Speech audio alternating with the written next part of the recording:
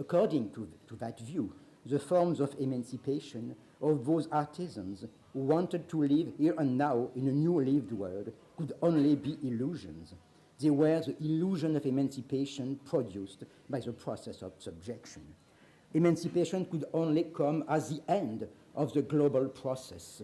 It was a promise of science, but it was a promise that could be realized only at the price of being indefinitely postponed. Now, my point is that this reconstruction of emancipation as a collective process guided by the knowledge of the social machine and the obedience to historical necessity was made possible because the Marxist tradition itself incorporated some elements from the intellectual counter-revolution. The first element, I think, that was imported from the intellectual counter-revolution is the view of modernity as a process of separation. This interpretation had been constructed at the time of the French Revolution of 1789 as a reaction against it. According that interpretation, first phrased in the 1790s by Edmund Burke, the French Revolution had torn away the fabric of the social and spiritual bodies, religion, monarchy, aristocracy, corporations, etc., which had made the consistence of societies throughout a long historical process. Those social and spiritual bodies, he said, rooted in both nature and history, gathered individuals, educated them, and protected them. But the modern spirit of enlightenment and revolution had torn it away in the name of mere abstractions. As a consequence, society had morphed into an anarchy of free floating individuals.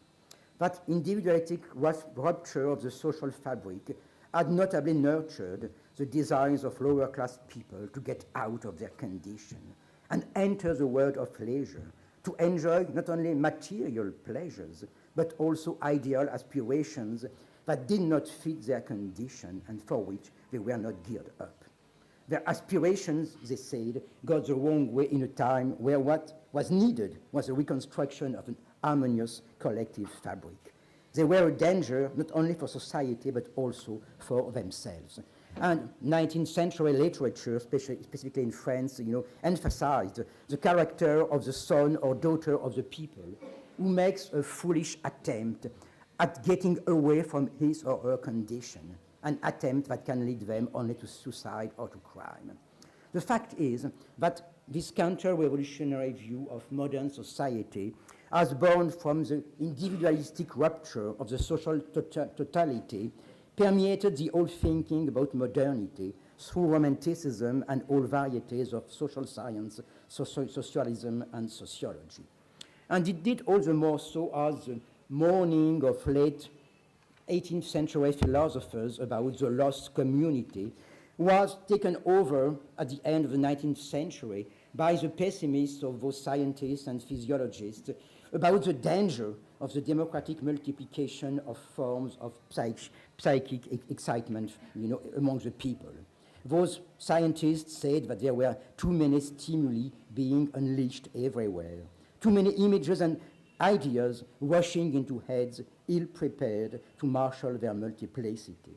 The democratic proliferation of reproduced text and images, the display of shop window in the commercial city or of lights in the city as spectacle, turned the poor lower class men and women into fully fledged inhabitants of a shared world of knowledge and enjoyment.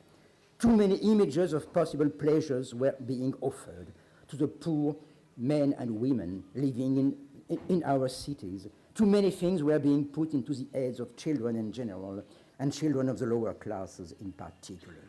So it was the great anxiety of 19th century elites, the anxiety about the multiplication of new formulas of experience that were made available to anybody and fostered the capacity of anybody to reframe their lived world. Emancipation, that is to say the dismantlement of the old distribution of the visible, the sayable and the feasible, was, I think, the real target of that anxiety about popular excitement. But that anxiety of the elite, of course, took on the form of the paternal concern with the danger threatening those poor people whose fragile brains were unable to grapple with that multiplicity. In other terms, capacity was turned into impotence.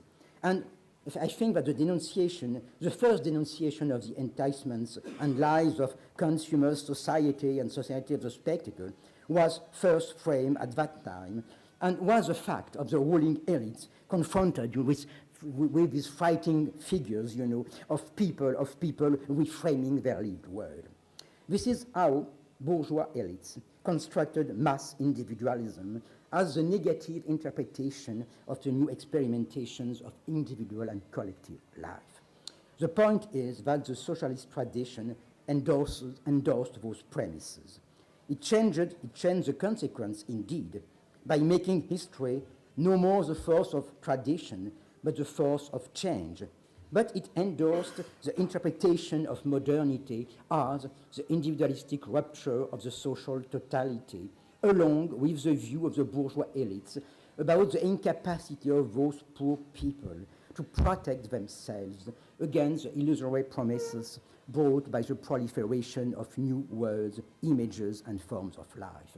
It endorsed the bias that transformed disquieting abilities into damageable inabilities. It carried out the presupposition of inequality, making equality the goal of a long process of education, freeing those poor people from the delusions of words and images produced by the ideological machine.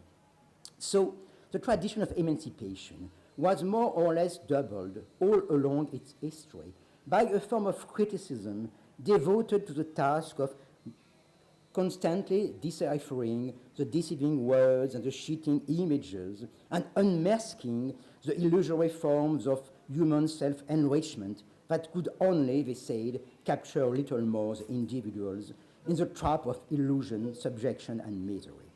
This means that the socialist tradition was doubled by its opposite, the Platonic view equating the situation of the individuals in capitalist society with the situation of the prisoners in Plato's cave, where the images are deemed realities, ignorance, knowledge, poverty, richness, or richness, poverty.